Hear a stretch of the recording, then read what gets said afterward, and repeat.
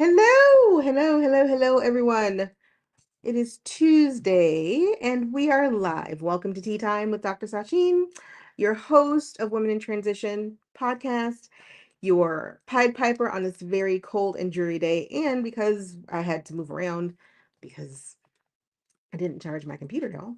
So I literally did not charge my computer. So now I have to stay plugged in, which puts me, as opposed to over there, I'm over here. But hey, welcome to our tea break, our 30 minutes of escape from what can sometimes be a lot of noise, especially these days where it seems like every time you open an app or turn on the TV, if you happen to catch the news, if you're on any of the social media apps, there's just so much going on, so much going on, and it can be a lot. And so this is an opportunity for a brief respite in a crazy week, because Tuesdays I feel like people have gotten through Monday, which is hard enough, and then they have to wake up on Tuesday and do a lot again. And this is a good day to kind of go, hey, let's just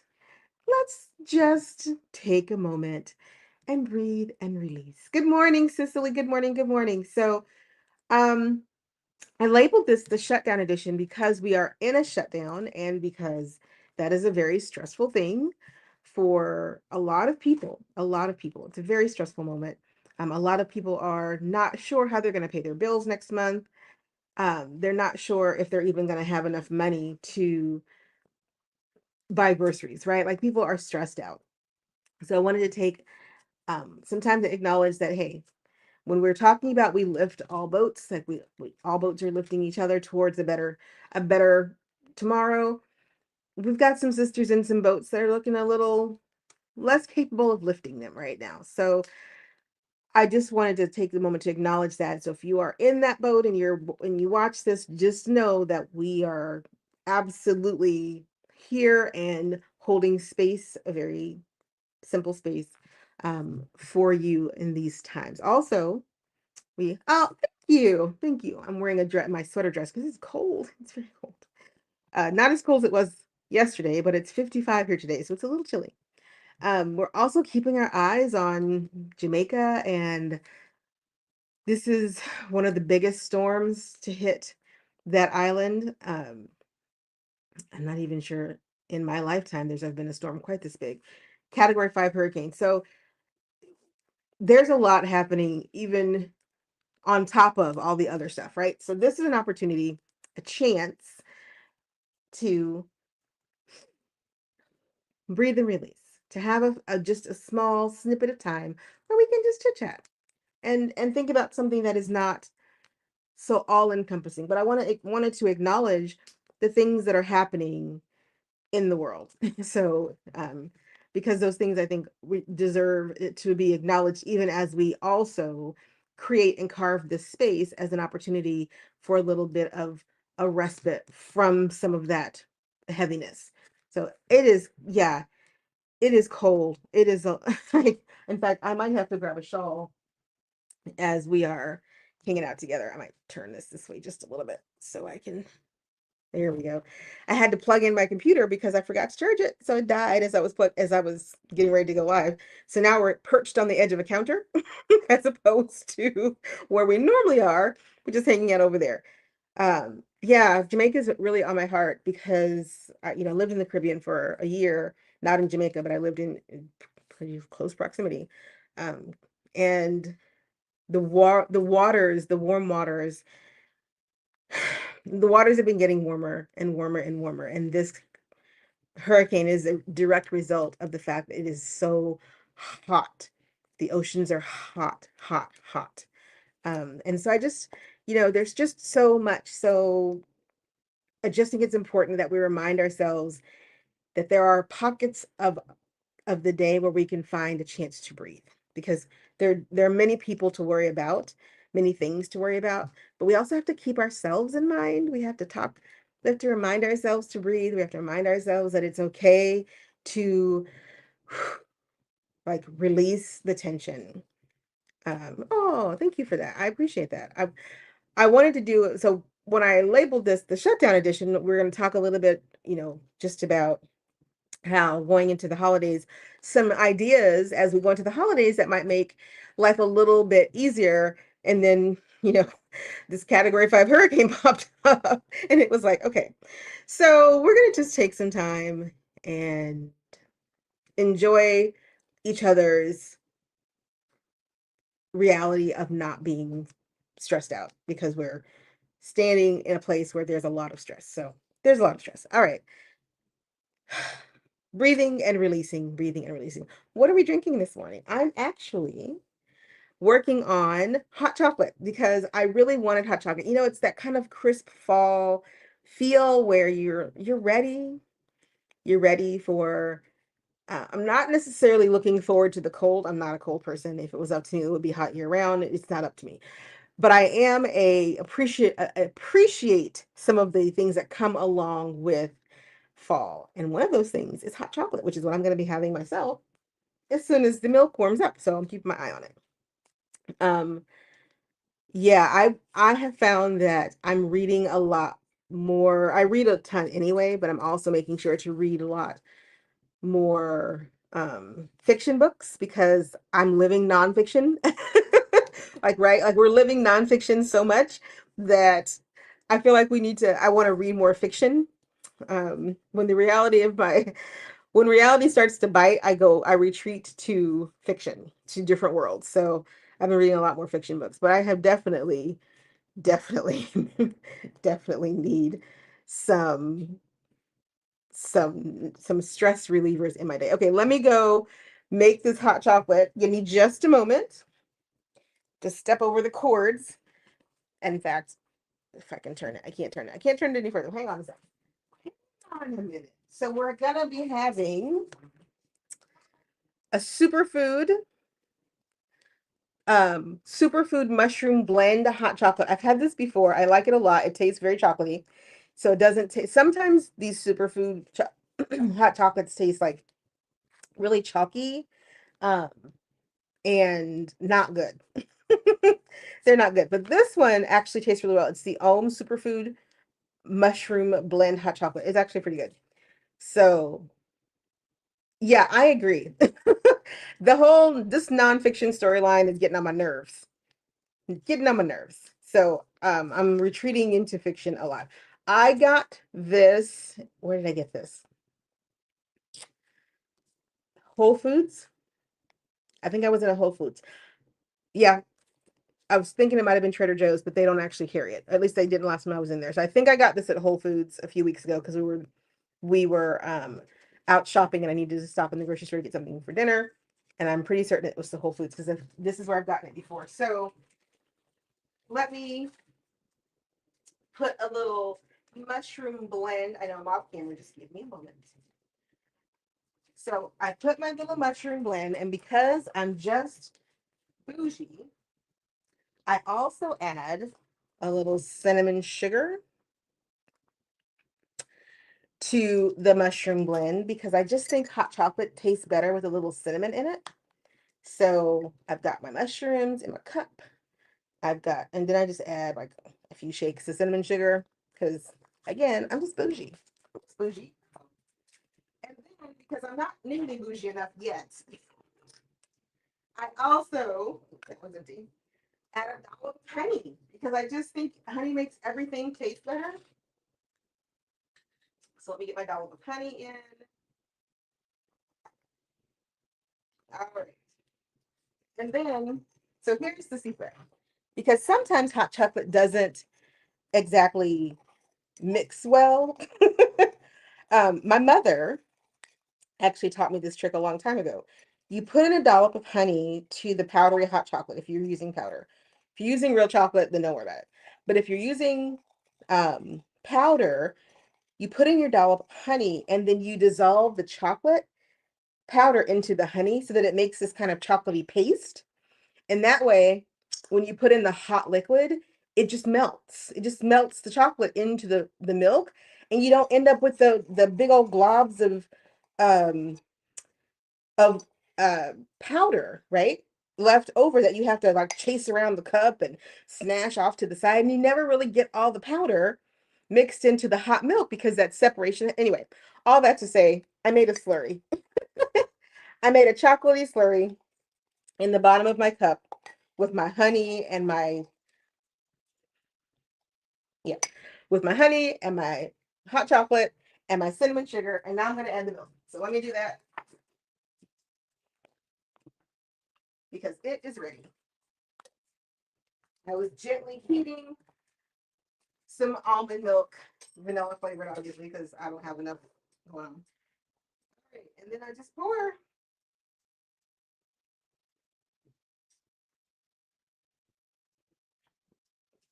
And then because I made the slurry, it really just starts to melt and dissolve, and I don't end up with big stinking chunks of chocolate. All right.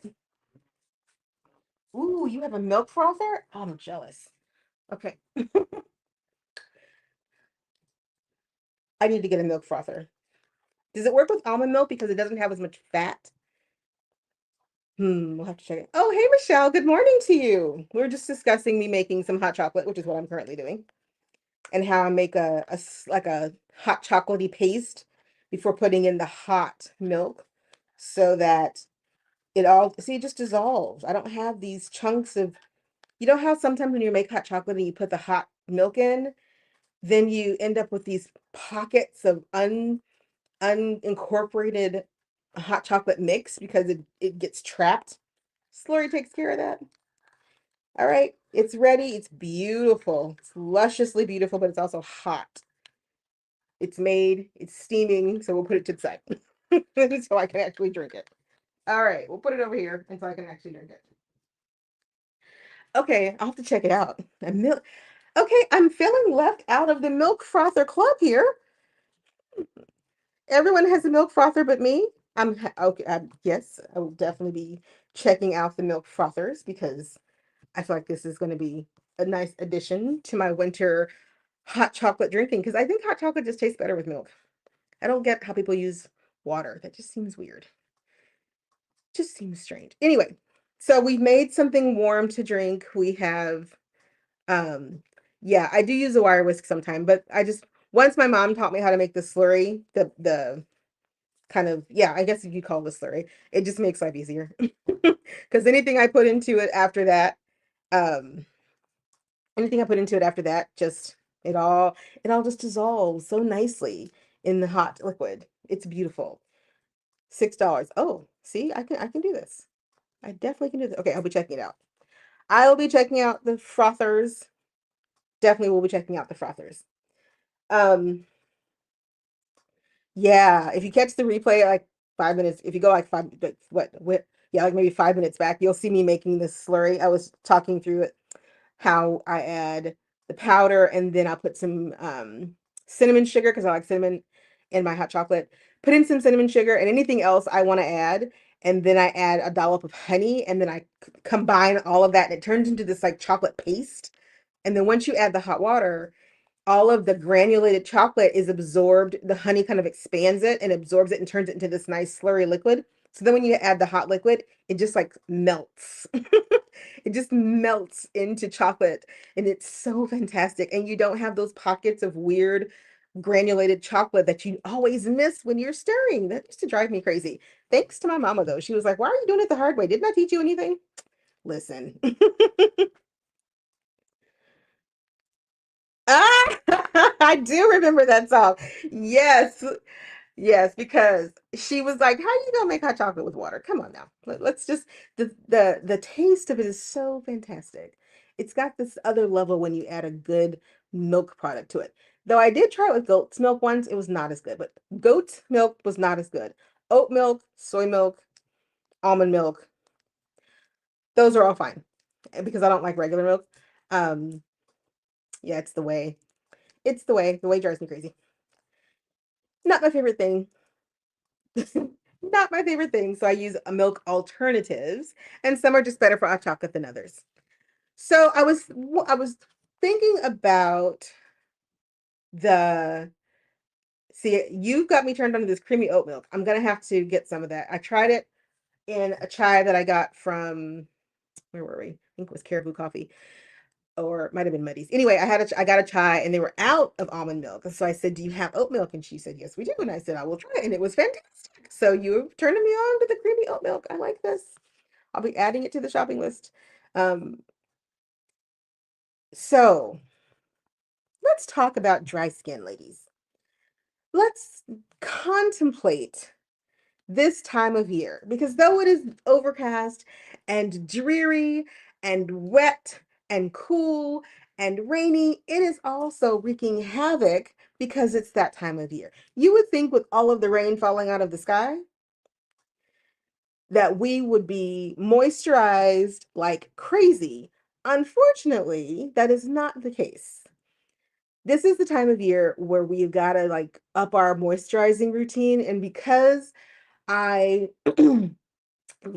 I'm a woman of a certain age who's going through a certain who has a visitor that refuses to go away. Hello, Perry.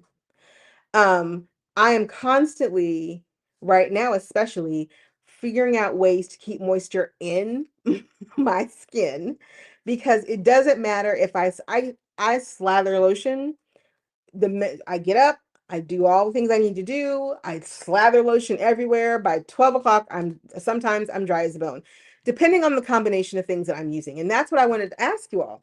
So, what are your go-to moisturizers for the times when the weather starts to get really dry? Because in winter, the reason the air gets I was explaining this to my son, who I just love talking science with him. Um, because winter starts to pull the moisture out of the air. It gets dry around here, which is weird because you need precipitation for snow, but we know how this works. Anyway, so the skin, just that big old organ, that is the biggest organ on our body, is subject to that dryness as well. And since I have lived in so many different places across this country, I've lived off the continent of North America, I've lived in the middle of the Caribbean. And the one I will say that when I lived in Puerto Rico for the time I was there, my skin was never better. Like literally, my skin was never better. Even though it was really funny because when I moved there, my first summer there, I was like, it is hot. Oh my gosh, it is humid. It is hot. Just a side note, this hot chocolate smells amazing. It is like way over there cooling off. It smells amazing. Absolutely amazing. Anyway, okay. But my skin was never better than when I lived in Puerto Rico, because even though, so that's what I was saying. It was hot, hot, hot in the summer, humid, right? Like that kind of humidity that I had grown up with in the Midwest, because the Midwest can be really humid in the summers. But in Puerto Rico, it's humid all year round, but there are degrees of that humidity. And so I remember when I got there in, I think it was August or September, might have been September, I forget. Anyway, the woman who would go on to be one of my best friends in the whole world said to me, "It's going to be weird to you, but you're going to get cold in January." And I thought she was crazy because it was hot. Like it was so hot. I just come from the middle of the country, and I've flown, across across the ocean, or across yeah, across the ocean, off, and it was hot. So it was hot. It was hot.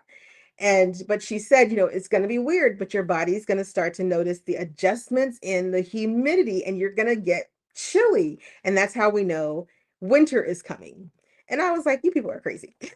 Like, you would have lost your minds. Sure enough, got through August, September, October, whoo, child, November, but by December, all of a sudden I was like, I think I need a sweater. Mind you, when people came to visit me around Christmas, they were hot. I was in a light sweater. Now we're not talking like this was never going to work. But I was wearing more clothing, more layered clothing, because the radiation, excuse me, radiation, the humidity just backs off during winter. It doesn't ever go away because we're surrounded on all sides by water, but it backed off because winter was coming. And I say all that because for a couple of reasons. Number one, because we were talking just a bit ago about Jamaica and the hurricane, and I was saying it's hot. Like the ocean is the hottest it's ever been. I used to live down there. The ocean's never been this hot before. and the hotness of the water is feeding, it's the strength the hurricane needs to grow. But also, this my skin noticed the changes. So I would start to dry out a little bit, never like I dry out here. Um, I would start to dry out a little bit more, but my skin never looked so good as it did when I lived on that island. And I miss it all the time when it comes to my skin routine, because here I have to use so much more product to stay for my skin to stay hydrated, whereas there I use very fine moisturizing products, because the moisture in the air just never went away, and it was just my skin just loved it. Let's see. I'm a bit You are not turning into a lizard. That is not a thing. Not even close. Castor oil, yep. Shea butter, yep.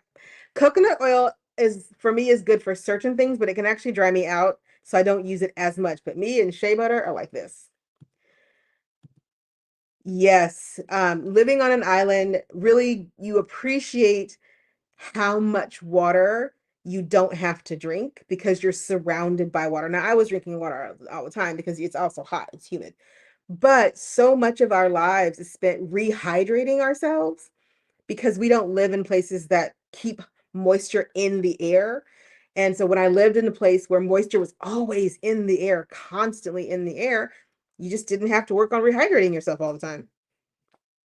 Um, yeah, I would say the average not all year round. Like in the summer, average temps in the summer were probably closer to 90 because it gets hot. It gets really hot.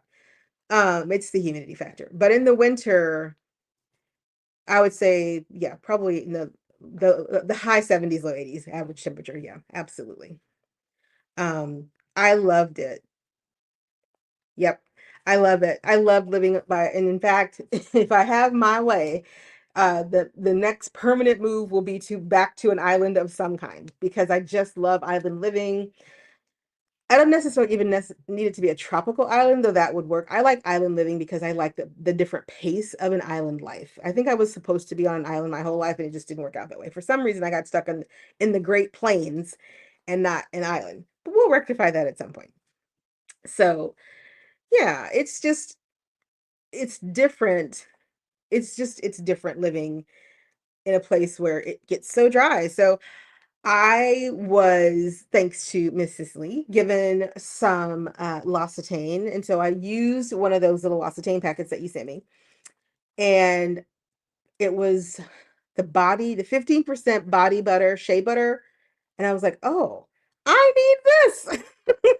So I ordered some. I'm waiting for it to get here. I ordered some 15% shea butter, which I don't usually use because it used to be that the 15% shea was too much shea. It actually left me feeling too greasy. Not anymore. Not anymore. I'm using it. It seems to be working well. Your dad lived on an island for decades. I'm telling you, when you go there, when you go to islands, people who live in certain island climates, not all of them, but certain island climates, not only is it the slow and carefree living, right? It's also the fact that the environment, the environment is just conducive to your body systems being able to withstand aging differently. What do they call them? Oh, the blue zones. They call them the blue zones, where people don't age the same. It feels like they're aging slower, they're living longer, their quality and their quality of aging is different. I think they're called the blue zones. I need to move to a blue zone. I think every woman should move to a blue zone. We should just hang out at a blue zone. Um, Anyway, so yes, I ordered some of the shea butter because I'm finding that the more shea, I'm using a shea, and it's not a coconut oil, Sicily, but it's it's a it's a derivative of, and I can see it in my head. It might be a coconut oil. It's just not called coconut oil. But I use an oil and a moisturizer, except for on my face, I don't use an oil. But every place else gets an oil and a moisturizer. That's it. Oil and a moisturizer, because the dryness factor is just hands and feet, man. Hands and feet. No, it's not argan oil, Michelle. I use that on my hair. Um, I use a combination of argan oil and jojoba oil on my hair.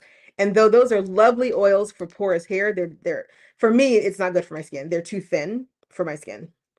So I have to use something a little thicker. I think it's a coconut. It's a coconut oil, but it's called the kahula nut. I think it's called the kahula nut.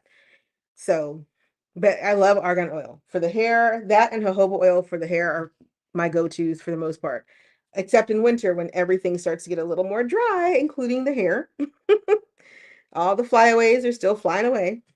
But yeah, oils, lotions, and potions. Who would have thought lotions and potions would become the staple of our bathroom? Used to be what, different eyeshadows and mascaras and lipsticks, and now it's which one of these is going to hydrate me the best for the day? Which one of these is going to stick with me for the next 6 hours as I go through the day and I don't end up looking like a dried raisin, right? The things, the things that we're going through. But um I think it's perfectly fantastic because here's the thing. And oh, and we just get through these things so quickly now. I'm gonna have to start extending these out, aren't I? But here's the thing, in the midst of what we were talking about earlier, Cicely, like, right, like between the shutdown and what's happening in Jamaica, um, it just we have to find the pockets of normalcy. And that, hang on. Oh, it's drinkable. Perfect. And in that pocket, sometimes the best thing that we can do in terms of self-care is remember that we're not living a dystopian fiction novel. Like, right? Like we're not living in a time where the only thing to do is subsist and survive. Now I know it might feel like that's the only thing that we can do right now, but I don't think that it is. And so this is one of those opportunities I think that we get to get together and remind ourselves that there are other conversations that we can have that feel right, that feel needed and necessary.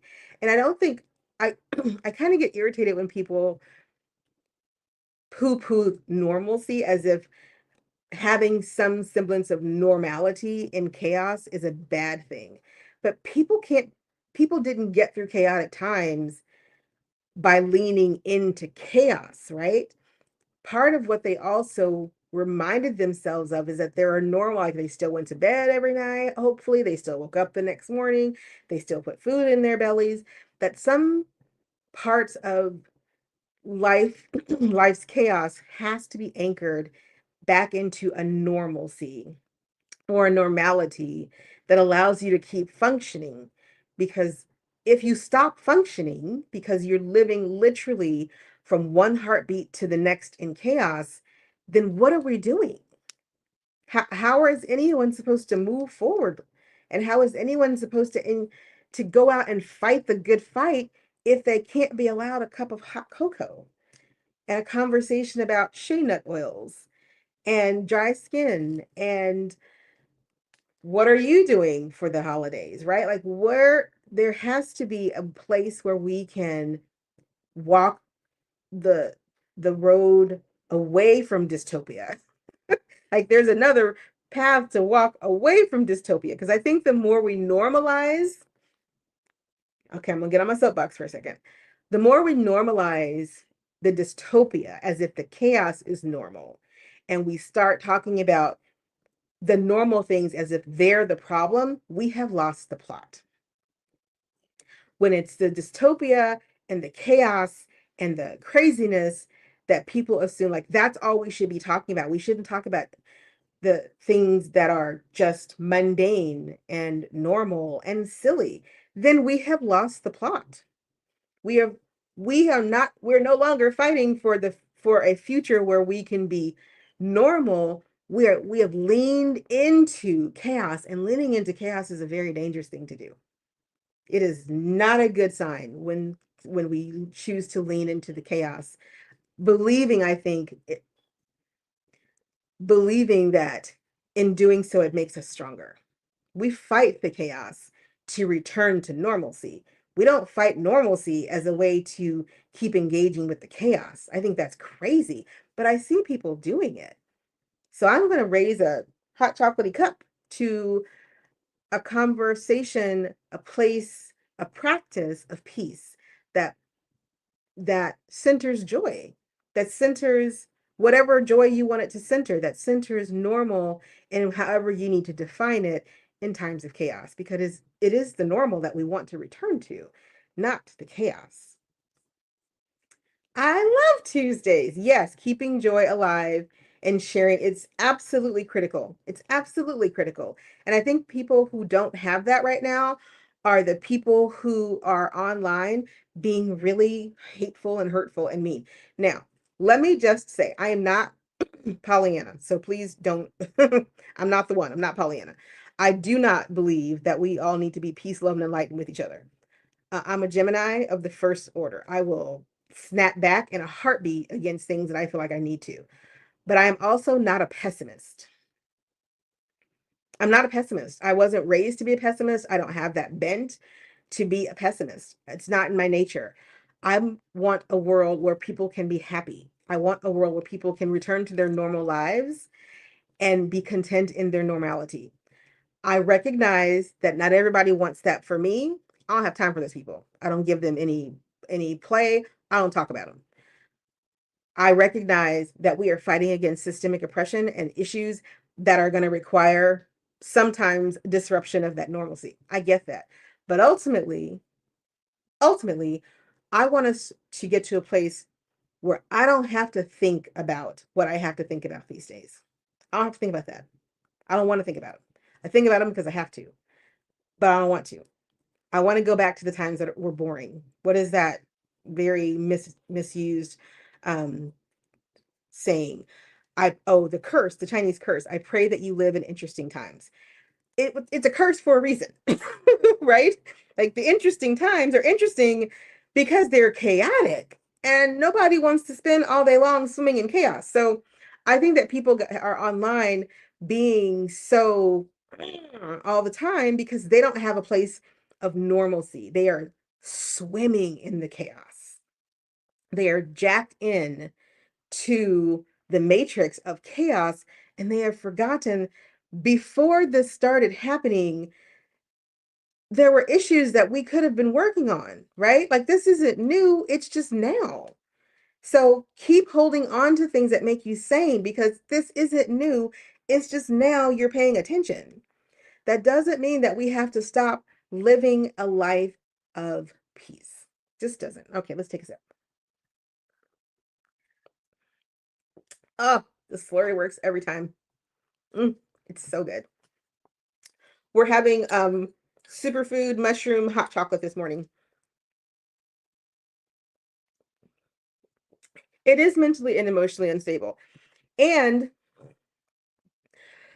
I also believe that, first of all, I believe a lot of things happening online are bot farms designed to increase chaos. So I'm very careful these days. I used to respond to a lot more stuff.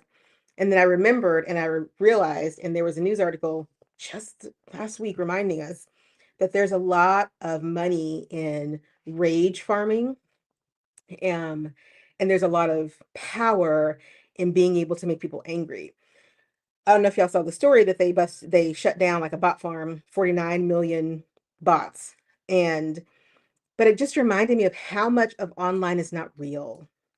It's just not real. And I think like moments like this, times like this are real. They're a reminder that we're people out here drinking hot chocolate, going for a walk, hanging out, having a conversation, being surprisingly normal, right? Just being normal human beings, living a normal moment that isn't bound to chaos to exist. And I think right now so many people have bound their reality to chaos in order to feel like they are living, so they're online fighting with each other. I applaud the people who get offline and take it outside, right? Like people who use their platforms to say, hey, listen, I know the world's in chaos, but I'm going to go hand out food to the homeless.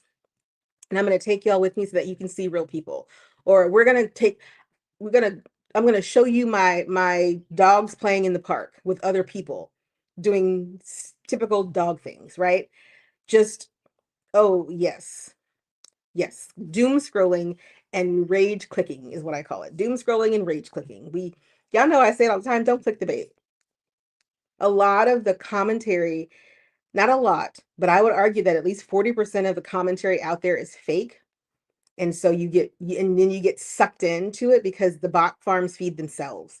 Um, and we don't, and people don't recognize that's what's happening. And so they just keep getting sucked in and sucked in and sucked in.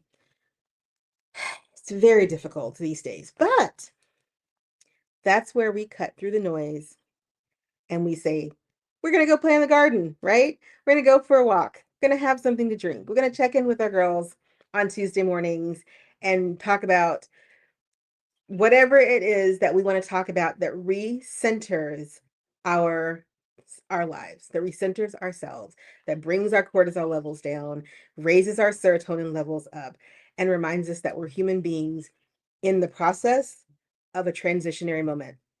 But we're still human beings in that process. And what we want is a return to the normal part of being a human being, right? The part where we can all feel a little safer, a little more secure, and a little more at peace. So, and I think that's what we do here. And so I'm hoping that if you catch this and you are on the replay, let us know how you are dealing with the chaos and whether you have a place in your life where you are finding peace. And if not, join us on Tuesdays. Tuesdays at 11. We're here. We're hanging. We must reclaim the outside. You're absolutely right. We have to reclaim the world from the chaos creators, from those for whom these moments of chaos are like, it's like drugs to them. They love it so much, but we don't love it as a whole.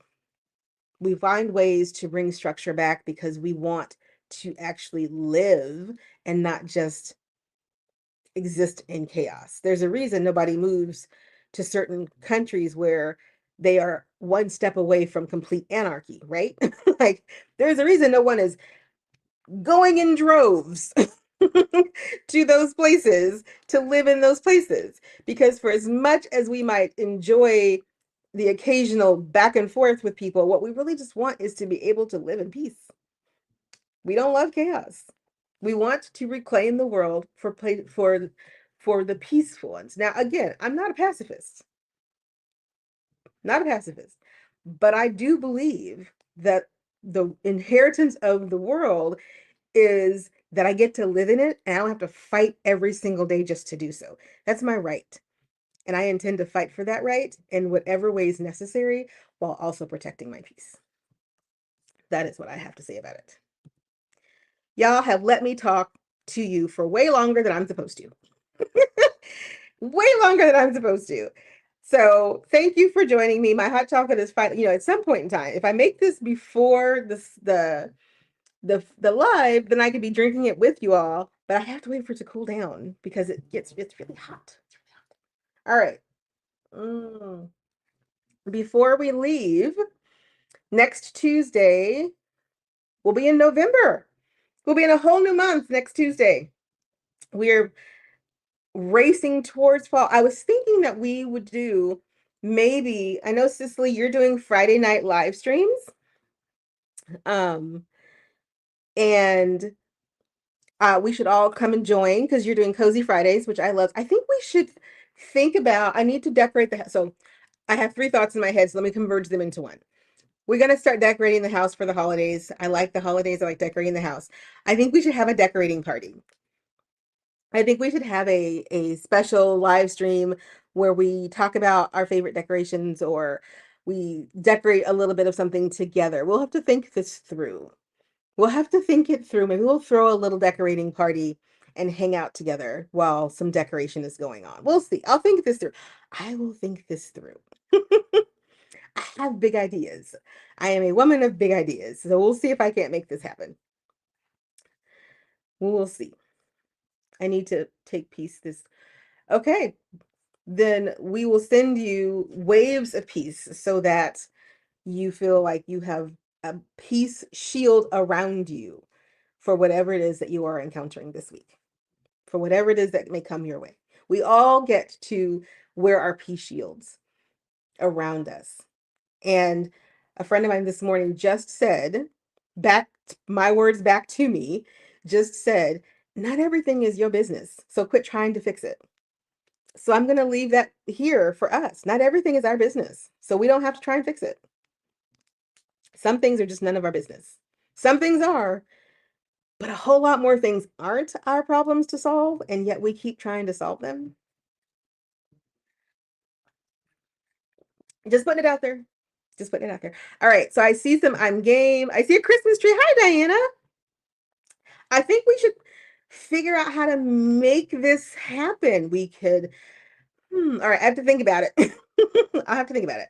I have to go. My next thing starts at 12. I'm not even prepared yet. Cicely,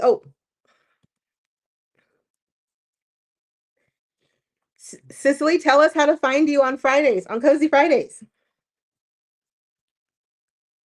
And then I can put it on the screen. Hi, Diana. Good to see you.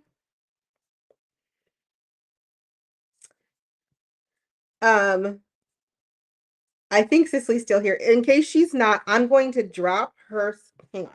I'm going to drop her channel. She is Garden Living with Cicely. She's on YouTube. And it is, hang on. There we go. Garden Living with Cicely. She's on YouTube. And oh yeah, she just put it up there for me. Thank you. I'm such a okay. And I don't think she's going live this Friday, but I think next Friday she is going to be live. It's Cozy Fridays. So it's fantastic. In fact, I'm trying to convince her to do a wreath out of the pine cones that she foraged while she was out on her walk last week. So, Hi, Elle. Welcome to the party. We're actually wrapping up because we've been at this for 45 minutes, and I keep telling myself that I'm going to do 30 minutes and let y'all get back to your days. But here we are, just chatting away.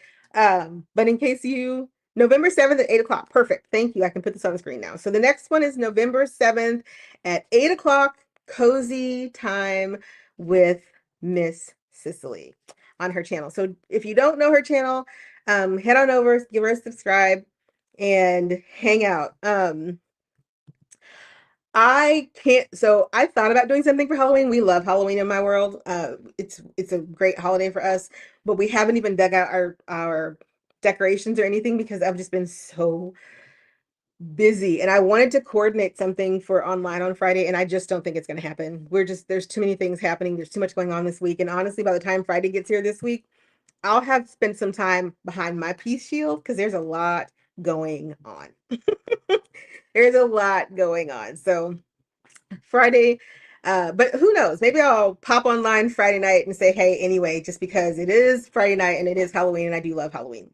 All right, everyone. It's been fantastic to hang out with you. I've enjoyed our company today, or your company today. Great conversation as always. Please, please, please, please protect your peace this week. It is a lot going on. A lot of chaos agents are at play. We are not sacrificing our peace. Our peace is non-negotiable.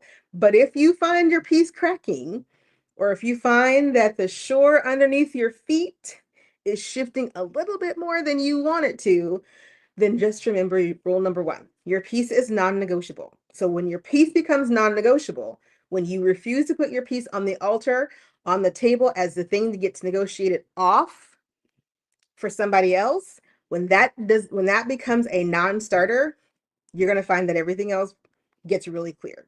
Because when you start saying that is not something I'm going to do, then people have to find another way. So let them go find another way. Thank you so much, everybody. Have a good week. I will see you all next week if I don't see you sooner. Thursday's new video will drop this week, Thursday morning. And so I will talk to you all very soon. Have a great week. Bye.